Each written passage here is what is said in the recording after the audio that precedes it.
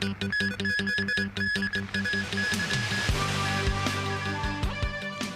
Baolong, head of Beijing's Hong Kong and Macau office, will visit the city on Thursday.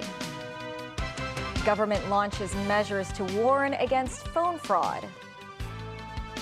The U.S. and the Philippines start military drill.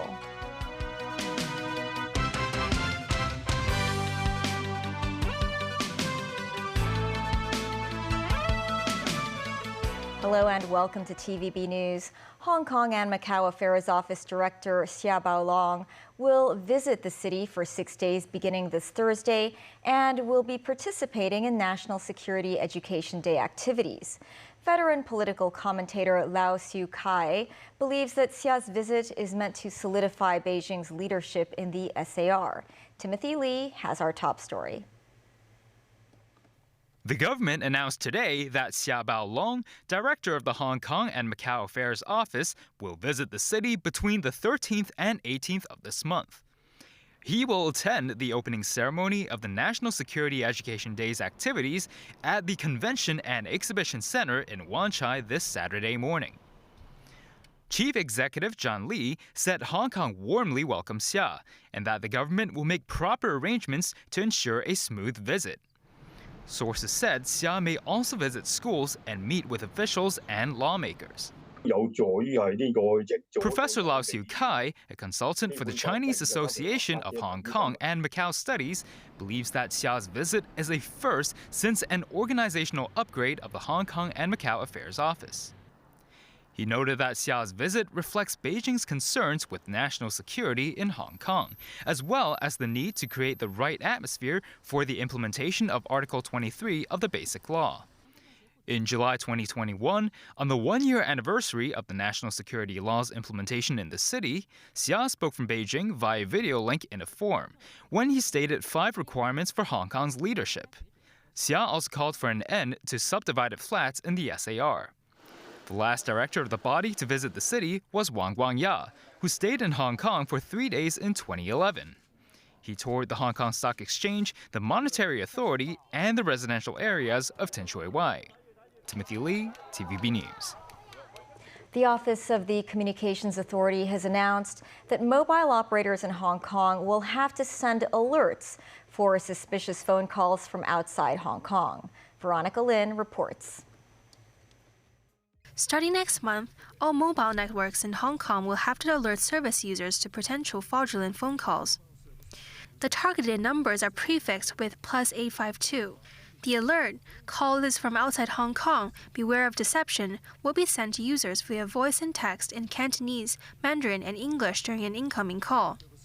The Office of the Communications Authority says the service will be free for all mobile service users and will not require any pre-registration, installation of apps, or making changes in their phone settings. Some residents have developed their own ways to identify a scammer.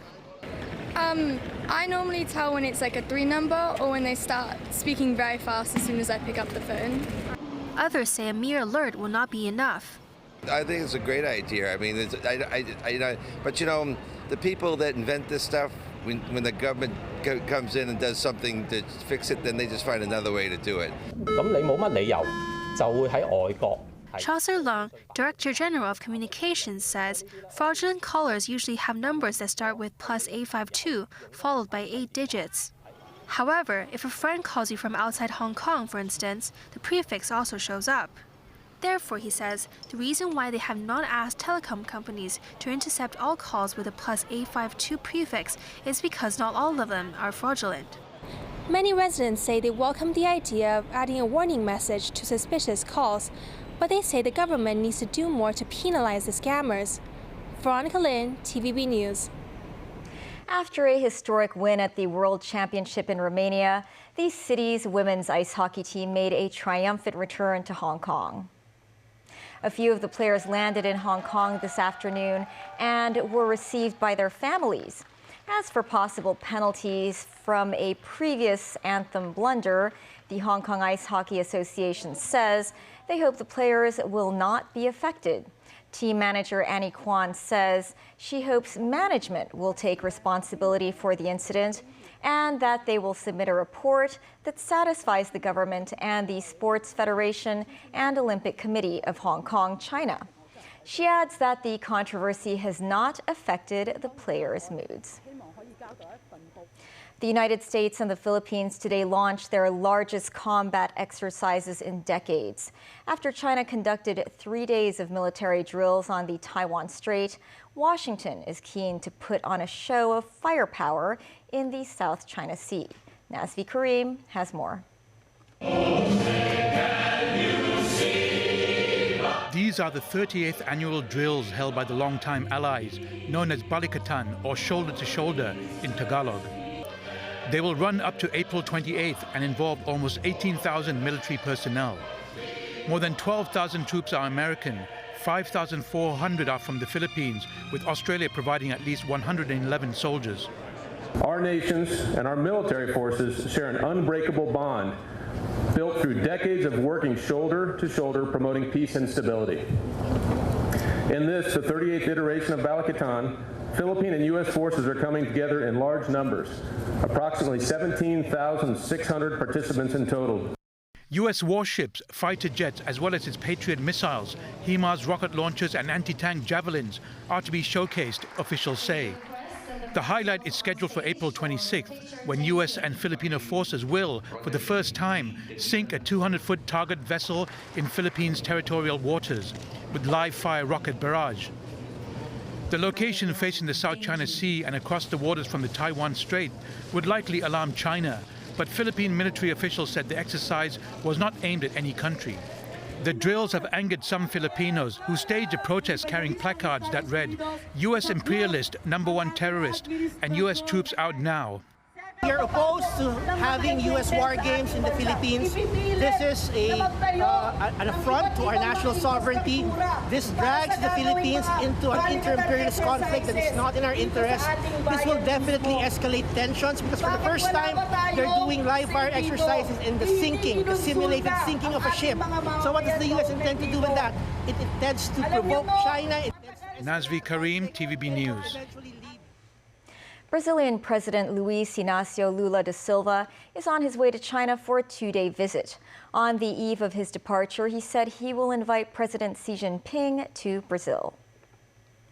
Brazil is apparently trying to balance its foreign policy under its new government. 2 months ago, Lula met U.S. President Joe Biden at the White House. What Lula wants out of Beijing is investment into the South American nation.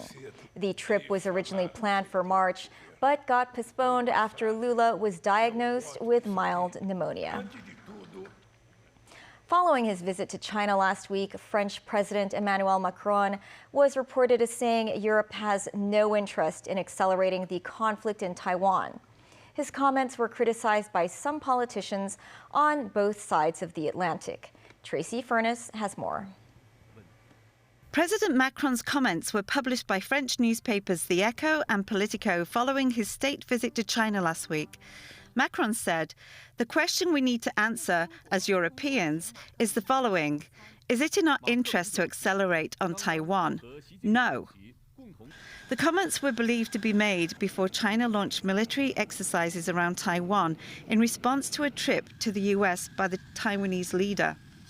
A German MP for the Bundestag Foreign Committee tweeted that Macron had managed to turn his China trip into a PR coup for Xi. While US Senator Marco Rubio drew parallels with the conflict in Ukraine, on which Macron hopes to enlist the help of China. Rubio said if Europe doesn't pick sides between the US and China over Taiwan, then maybe we shouldn't be picking sides either. Macron also suggested that Europe reduce its dependency on the United States, especially concerning weapons and energy, saying Europe should focus on boosting its defense industries. However, the White House reaffirmed ties with Paris, saying Washington is very comfortable with its relationship with France.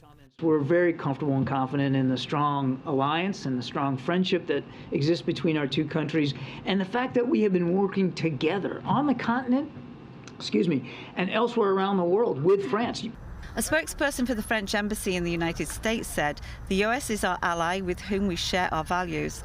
An editorial in China's state media, Global Times, said Macron's comments are a result of his long-term observation and thinking. The paper also said the comments represent the views of Europeans as they suit Europe's interests and direction. Tracy Furness, TVB News. Coming up, deadly shooting at a U.S. bank in Kentucky.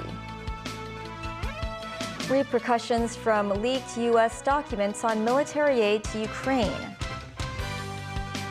European treasures arrive at the Palace Museum.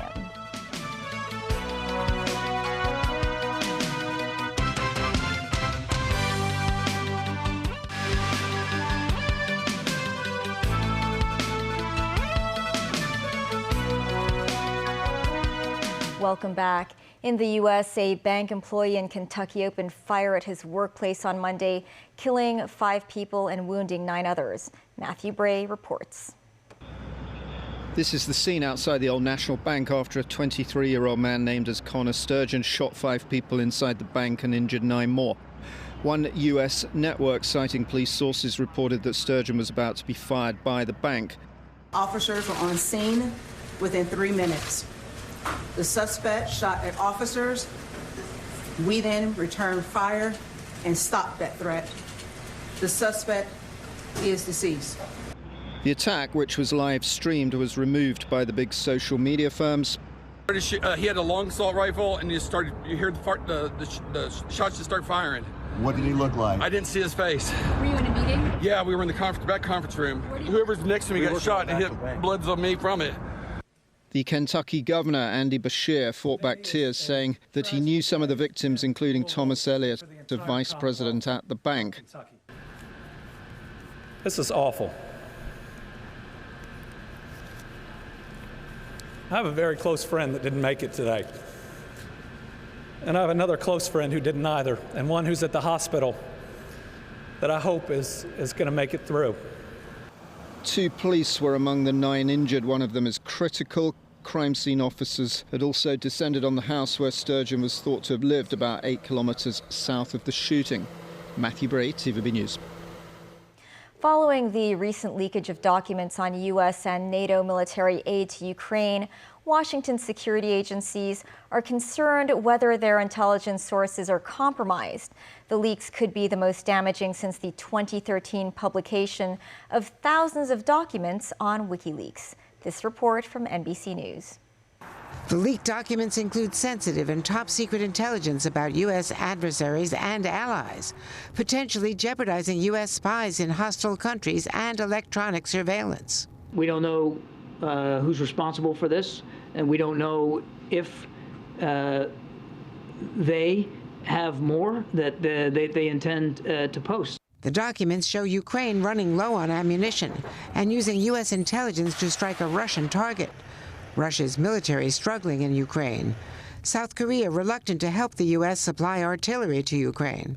Is the worst damage the Russian sources and methods behind the inside information from Russia on the defense ministry? I think the greatest concern is that some of our sources, both human as well as technical collection systems, could be compromised as a result of this. Another document has the leaders of Israel's intelligence service, the Mossad, backing anti-government protests, though Israel denies it. The senior director of the Mossad and our senior officials in the Mossad were not involved in any way. The stolen intelligence first showing up on a chat server for the Minecraft video game, according to open-source intelligence agency Bellingcat, before appearing on other sites. Slides showing conflicting Russian casualties in Ukraine indicate some of the documents could have been doctored, but officials believe most are real. The Justice Department is investigating to find the source, as officials fear the leak has exposed critical vulnerabilities in U.S. intelligence. Back locally, the Mandatory Provident Fund Schemes Authority and its suppliers are working hard to prepare for the new EMPF scheme. And the authority's chairman, Aisha McPherson-Chung, said in TVB's Straight Talk program that the scheme's members should not rely solely on MPF to prepare for retirement. Timothy Lee tells us more. The Mandatory Provident Fund, which covers some 4.7 million Hong Kongers, is in the process of being transformed with the introduction of the EMPF in possibly a couple of years' time. Despite delays in its IT system development, Aisha McPherson-Lau, chairman of the Mandatory Provident Fund Schemes Authority, said in TVP's Straight Talk program that EMPF will reduce costs while improving the city's digitization progress. So the EMPF is the biggest reform of the MPF system since its introduction. It will bring about a complete overhaul of the administrative side of the MPF system and also bring about digital transformation for the Hong Kong people for the better. In a nutshell, it is about improving efficiency of the system and reducing costs, material reduction in the administration fees, and also enhancing user experience. McPherson-Lau noted that the MPF's assets amount to $1.1 trillion, a number even higher than the government's reserves. But she said the MPF alone cannot provide full retirement protection, as it must be complemented by personal savings, social safety nets, and government services such as medical and housing. I would like to go back to the point about the importance of voluntary contributions. It's because of the robustness of the system. It's a proven retirement savings and investment system. And I'm very pleased to say that we have seen a significant increase in voluntary contributions. In the past 10 years, we've seen an increase of 112% in terms of the amount of voluntary contributions. McPherson added that the MPF Schemes Authority offers a retirement calculator on its website, which will calculate how much users need to save every month by inserting basic personal and retirement expectation information. Timothy Lee, TVB News. The Hong Kong Bar Association is visiting Beijing from today to Saturday for the first time in 5 years. About 20 members of the bar are scheduled to arrive in Beijing this afternoon. They plan to visit the Ministry of Foreign Affairs, the Standing Committee of the National People's Congress, and the Hong Kong Basic Law Committee tomorrow. Chairman Victor Dawes said they will discuss the national security law, Article 23, as well as the risk of being sanctioned by Western countries with Beijing officials. A woman is suspected to have lost $69 million from a cryptocurrency investment scam. Police said the 34-year-old woman was tricked into the investment scam by a male individual she met online. She transferred the money on 4 occasions to the man's digital wallet between the end of March and earlier this month. The woman then lost contact with the man and was unable to retrieve the money. She then contacted authorities. Police classified the case as an offense of obtaining property by deception. The Hong Kong Palace Museum is showcasing some 300 exhibits from a well-known jewelry brand. They include pieces worn by overseas aristocrats and local celebrities. Jackie Lin with more. A delicate inlay of a panther atop sapphires totaling 152 carats. Alongside the iconic logo of this luxury brand, this brooch showcases the exquisite craftsmanship from back in the 1940s and the creative driving force as the designer attempts to capture the moment right before the panther pounces. Jewelry is not just a symbol of wealth, but also bears witness of history. This Liberation bird brooch was designed by Jean Toussaint during the Second World War. Its lower rim reads, 1946 will be better. The exhibition also spotlights how Chinese art and aesthetics have been incorporated into elements, techniques, and materials of the French jewelry brand. The exhibits here were collected by household names from around the world. They include this one from the Duchess of Windsor, and these from Asian actresses Bridget Lin, Karina Lau, and businesswoman Patsy Ho. This special exhibition will run till August 14th at the Hong Kong Palace Museum. Tickets for the exhibition, which allow access to all galleries in the museum, are priced at $120 for adults and at half price for concessionary rates. Jackie Lin, TVB News. That's the news. Thanks for watching. Bye for now.